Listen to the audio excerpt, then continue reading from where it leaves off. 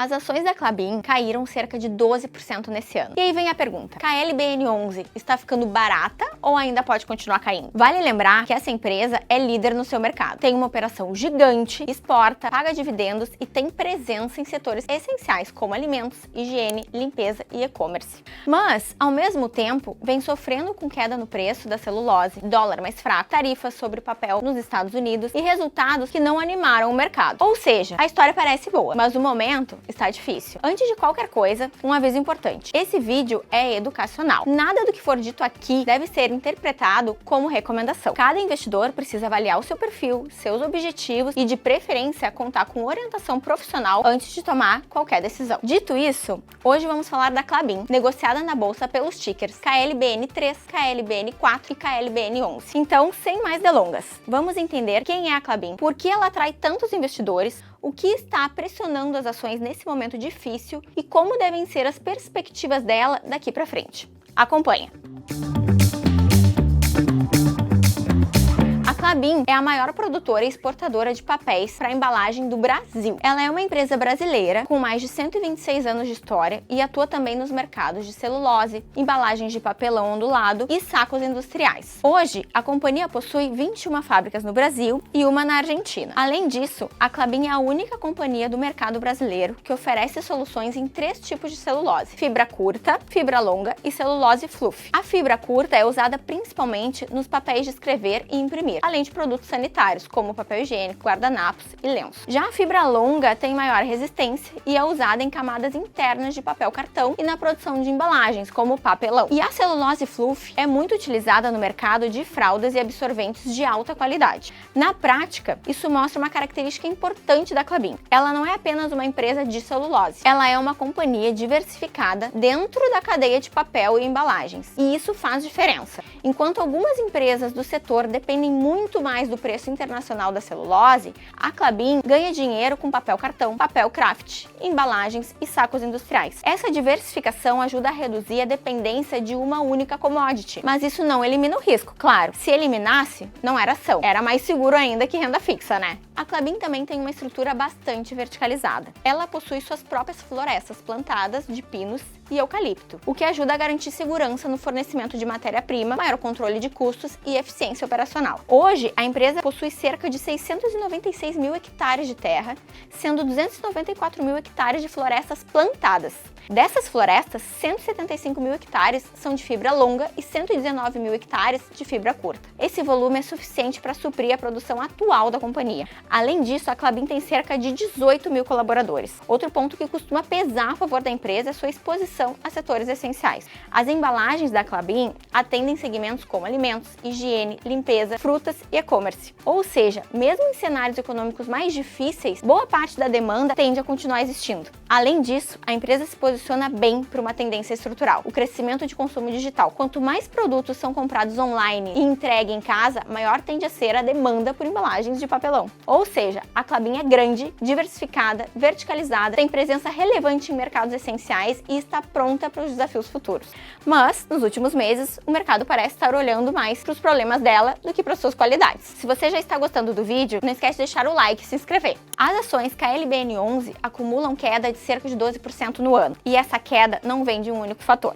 Existem pelo menos 4 pontos importantes pressionando a companhia. O primeiro é a queda forte no preço da celulose de fibra curta na China, que é a maior consumidora mundial. Esse preço estava em cerca de 745 dólares por tonelada em julho de 24 e agora está perto de 600 por tonelada.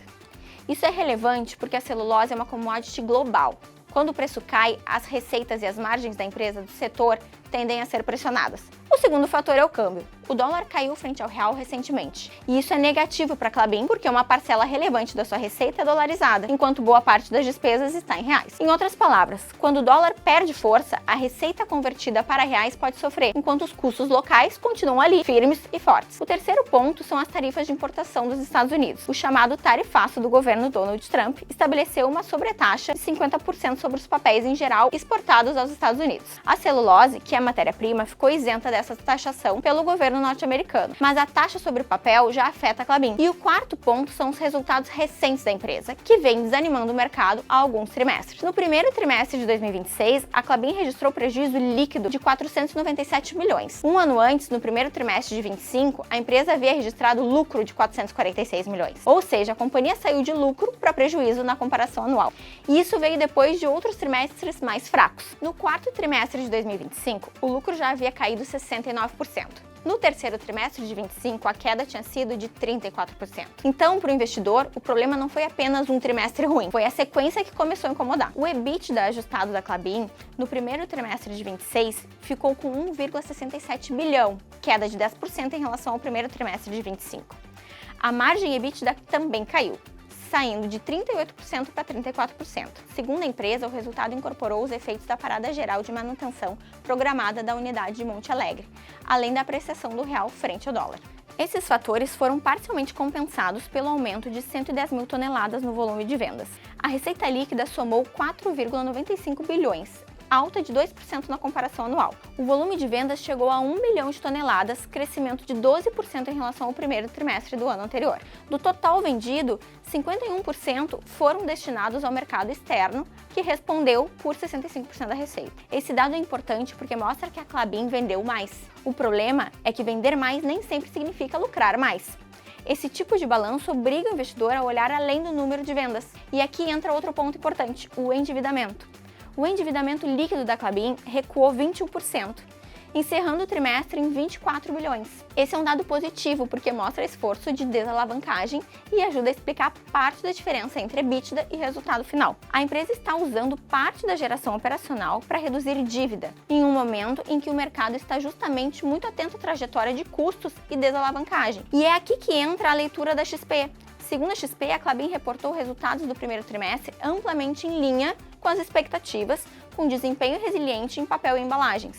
A XP também destacou volumes resilientes em caixa de papelão do lado, superando o mercado doméstico, impulsionados por segmentos como alimento, higiene e limpezas e frutas. Por outro lado, a XP apontou o maior custo de celulose por tonelada, pressionado por custos mais elevados de fibra, ligados a pressões logísticas e operacionais decorrentes de eventos climáticos de 2025. Segundo a própria XP, as perguntas dos investidores devem continuar concentradas em duas frentes: trajetória de custos e desalavancagem. Apesar desse cenário mais pressionado no curto prazo, a XP manteve recomendação de compra para a Klabin. Segundo a financeira, a Klabin é o player mais diversificado do mercado e tem perfil de linha superior, o que dá à companhia mais resiliência e menor exposição à celulose em comparação com empresas mais dependentes de fibra curta e da China. Agora, olhando alguns indicadores atuais, a Klabin apresenta dividend yield de 8,47%, bem acima da média de 4,77% desde 2014, até pela queda recente.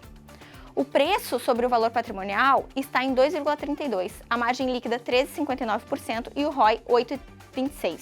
Esses números ajudam a mostrar mistura de tese. De um lado, dividend yield elevado, empresa grande, operação diversificada e potencial de geração de caixa com queda dos grandes ciclos de investimento. De outro, margens pressionadas, lucro fraco, câmbio desfavorável, preço da celulose menor, tarifas e preocupação com custos. Então, para a KLBN11, o investidor precisa acompanhar principalmente 4 pontos. Primeiro, o preço da celulose, especialmente na China. Segundo, o câmbio, já que a empresa tem receita muito dolarizada. Terceiro, os impactos das tarifas sobre o papel nos Estados Unidos. E quarto, a capacidade da companhia de reduzir custos e seguir desalavancando. Ou seja, a Klabin pode ser uma empresa forte, mas a ação ainda depende de variáveis bem sensíveis. Vale reforçar, esse vídeo não é recomendação de investimento. A recomendação citada aqui é da XP e esse conteúdo tem finalidade apenas educacional. Se você quer entender se uma ação como a Klabin faz sentido dentro da sua estratégia, aperte o primeiro link na descrição e fale com a assessoria da Faz Capital. Tenho certeza que um de nossos especialistas pode te ajudar a avaliar esse tipo de ativo dentro de uma carteira diversificada e alinhada aos seus objetivos.